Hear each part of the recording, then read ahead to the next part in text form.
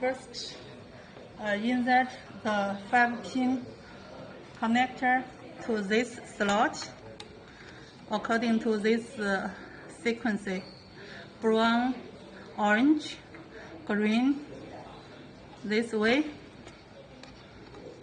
Okay, and here only use the second one, the orange and the green one to here. Connect with the lock, and from the lock there is 2 wires like this. This wire is for power, and from the outdoor station also for this one for power. Another one is to connect with the door lock.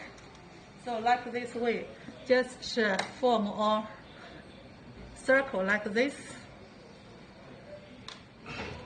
Now let's try it.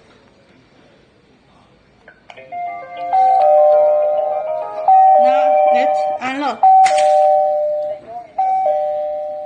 So the door is open.